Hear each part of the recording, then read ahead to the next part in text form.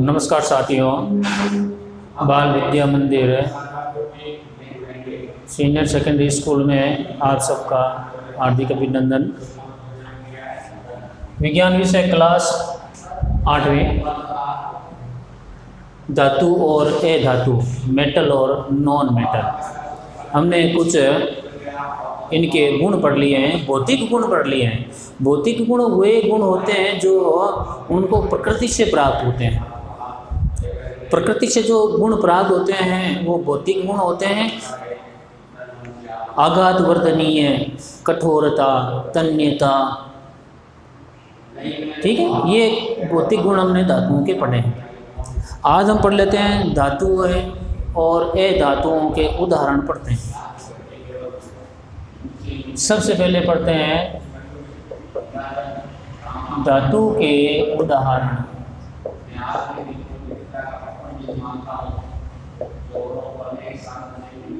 धातु के उदाहरण। धातुएं क्या है? कठोर होती है।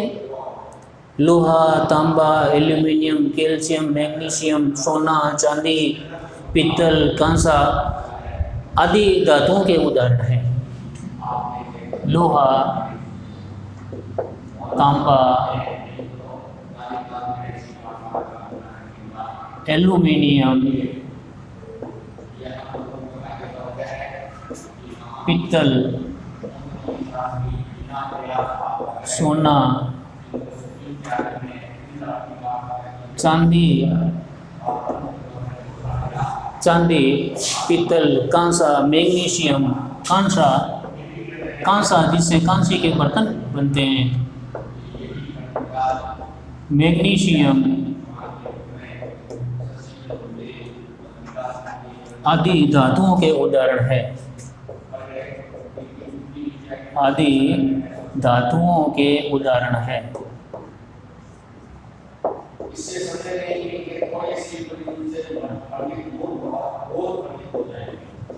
धातुएं कठोर होती है, संपीड़ित नहीं कर सकते, इनको दबा नहीं सकते।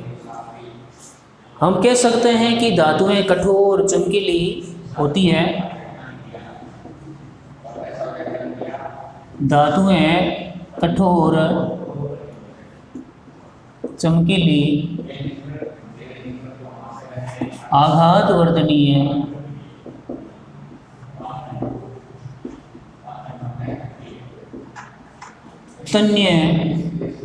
तन्यता बता चुका हूँ मैं।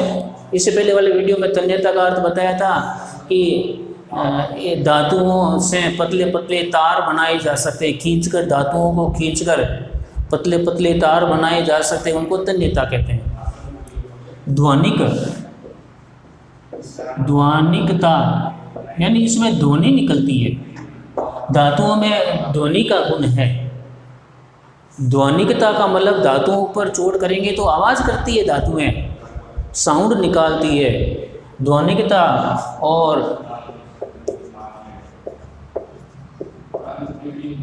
विद्युत और ऊष्मा की सुचालक है।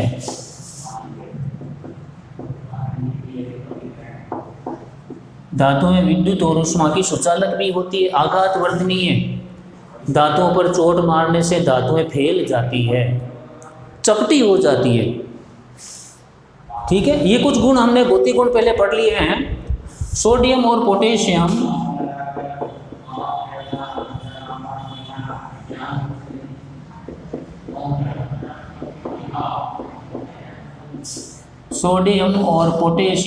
धातु नरम होती है और इसे आसानी से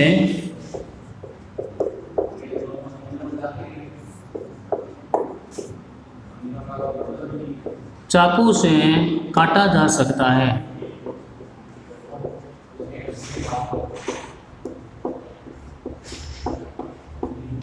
ये इसका अपवाद है। अपवाद का मतलब होता है कि सोडियम और पोटेशियम पर कठोरता का गुण लागू नहीं होता, ये इसका अपवाद है। तो सोडियम और पोटेशियम धातु है, लेकिन कठोरता का इस पर नियम लागू नहीं होता, इसलिए ये अपवाद है। सोडियम और पोटेशियम धातु नरम होती है, इसे आसानी से चाकू से काटा जा सकता है। पारा को द्रव धातु कहते हैं।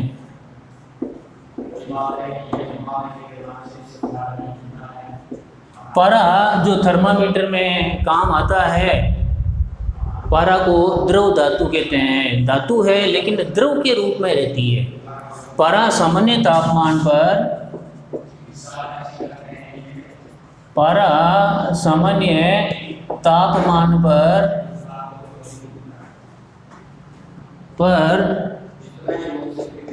द्रव अवस्था में रहता है।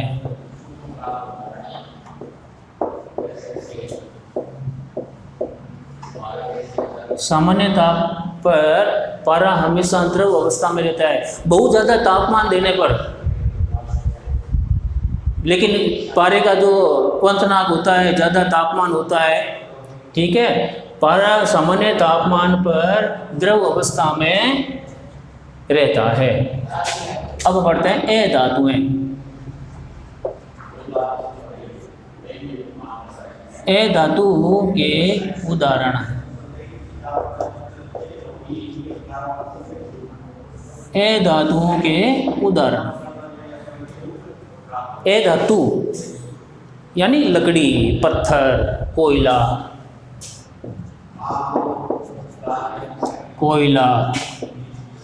लकड़ी, पत्थर, कागज,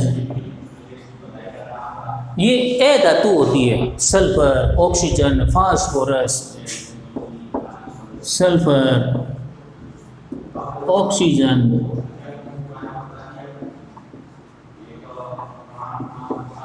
फास्फोरस, ए धातुओं के उदाहरण हैं। ए धातुओं के उदाहरण है।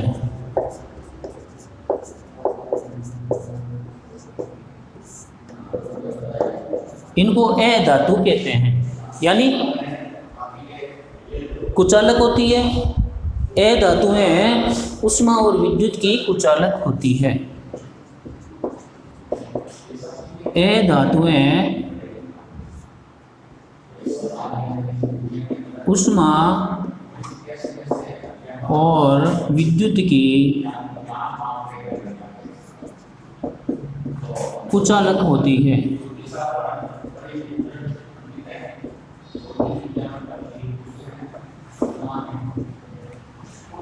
यानी इसमें विद्युत धारा प्रवाहित नहीं होती।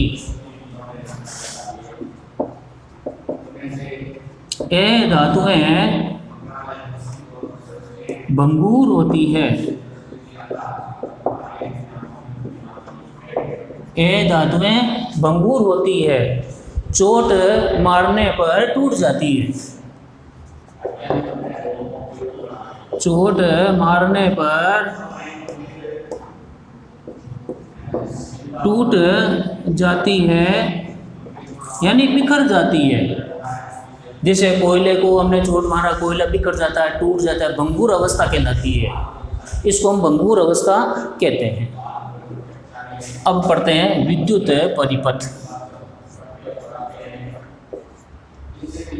विद्युत परिपथ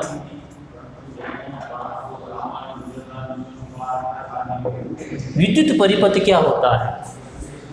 यहाँ पथ का मतलब होता है रास्ता, मार्ग, आने जाने का मार्ग, रास्ता। हमारे घरों में बिजली आती है, विद्युत आती है, गलियों में, सड़कों के ऊपर, खंभों के ऊपर बिजली के तार चलते हैं। घरों में बिजली फिटिंग की हुई होती है। घरों के अंदर ये फिटिंग बाहर भी होती है और दीवारों के अंदर भी होती है। बाहर सड़कों पर खंभों के ऊपर विद्युत लाइनें चलती हैं, विद्युत तार चलते हैं, और भूमिगत भी मार्ग है, भूमिगत लाइनें भी चलती है। विद्युत की भूमिगत लाइनें, भूमि के नीचे ज़मीन में तार चलते हैं, उसमें विद्युत चलती है। तो ये परिपथ है। बिजली या विद्युत जिस जिस मार्ग से आती है, देखो हमारे घरों में पूरे हर एक कमरों में, बाथरूम में, रसोई में, हर एक कमरों में बिजली आती है, लेकिन वो मूल रूप से एक खंभे से होकर आती है, और घर में चारों तरफ हर मार्ग में बिजली है, प्रत्येक कमरे में बिजली है। ये मार्ग है, पथ है, रास्ता है। तो विद्युत परिपथ पढ़ते हैं, विद्युत ग्रहों से विद्युत ग्रहों से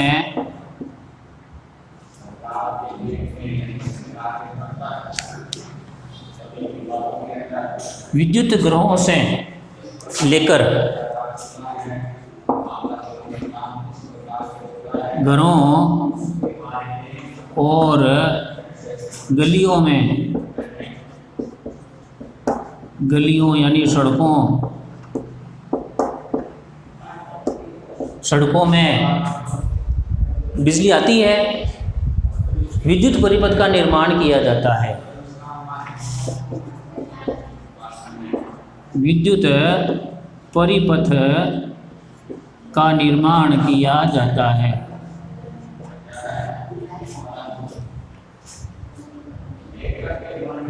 विद्युत परिपथ का निर्माण किया जाता है।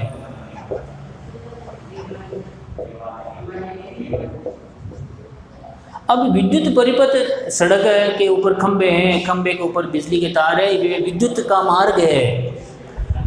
ये जो मार्ग होता है ना, इसी को पथ कहते हैं। विद्युत जिस मार्ग से होकर आती है उसे विद्युत परिपथ कहते हैं,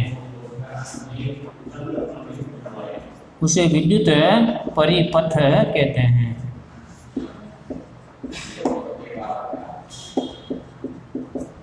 एक विद्युत परिपथ का यहाँ पर अपन क्रियाकलाप करेंगे, एक विद्युत परिपथ बनाएंगे। तो विद्युत जिस मार्ग से होकर आती है उसे विद्युत परिपथ कहते हैं। एक यहाँ पर मैं चित्र बना रहा हूँ विद्युत परिपथ का।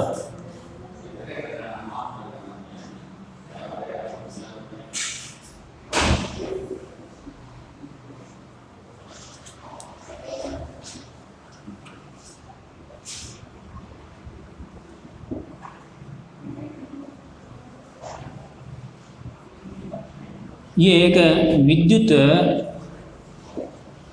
सेल है। विद्युत सेल जिसको हम घड़ियों के अंदर, दीवार घड़ी के अंदर काम में लेते हैं, टॉर्च है, बैटरियों में काम में लेते हैं, ये विद्युत सेल है। इसको शुष्क सेल कहते हैं। क्या कहते हैं? शुष्क सेल। शुष्क सेल, ये विद्युत सेल है, शुष्क सेल है। शुष्क सेल के अंदर ऊपर वाला जो भाग होता है वो प्लस का होता है, और नीचे वाला भाग जो होता है वो माइनस का होता है, ऋणात्मक होता है। ये है धनात्मक और ये है ऋणात्मक। प्लस को धनात्मक कहते हैं, माइनस को ऋणात्मक कहते हैं। सेल के ऊपर वाले में जहाँ पर यहाँ बटन होता है, ये बटन वाला जो भाग है वो प्लस है, और नीचे एक धातु की चद्दर होती है, गोल धातु की छोटी सी वृत्ताकार होती है, ये नीचे वाला हिस्सा है वो माइनस है, ऋणात्मक है। यहाँ पर मैं एक बल्ब बनाता हूँ।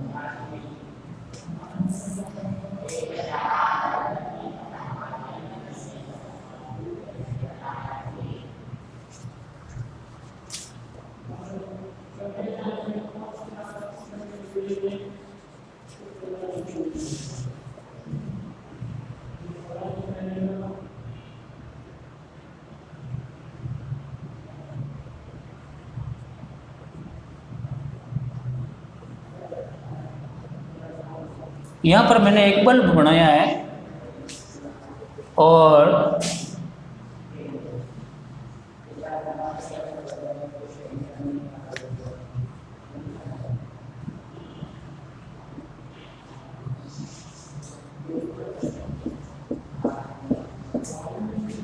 अब यहाँ पर ध्यान दीजिए, मैं यहाँ एक विद्युत परिपथ बना रहा हूँ, विद्युत परिपथ।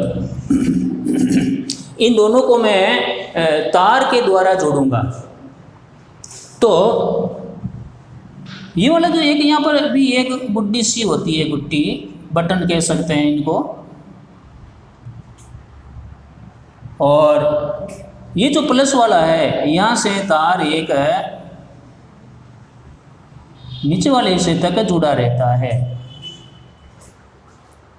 और यहाँ से माइनस का जो तार होता है, ये माइनस का तार इस दीवार से जुड़ा रहता है। ये एक विद्युत परिपथ बन गया। क्या बन गया? विद्युत परिपथ। इस अवस्था में बल्ब में विद्युत आती है और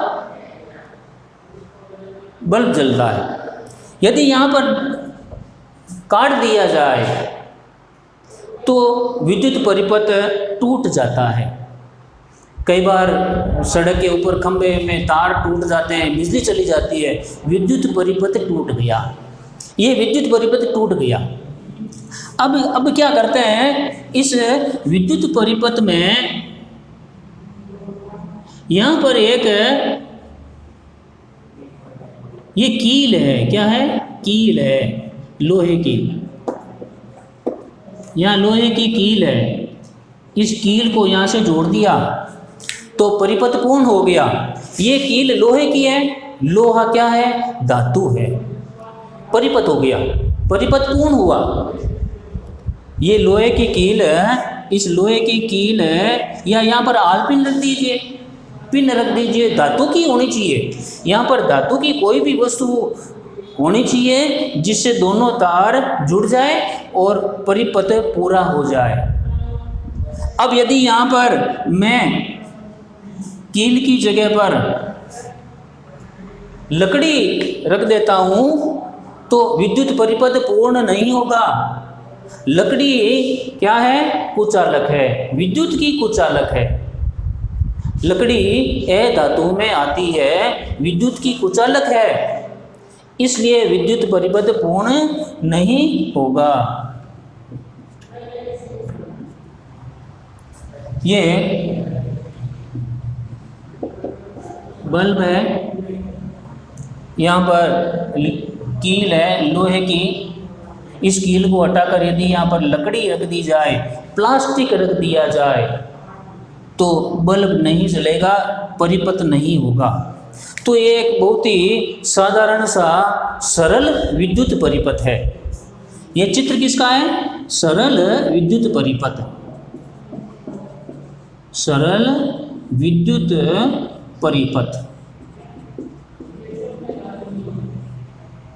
वैसे परिपथ बहुत ही जटिल भी होते हैं।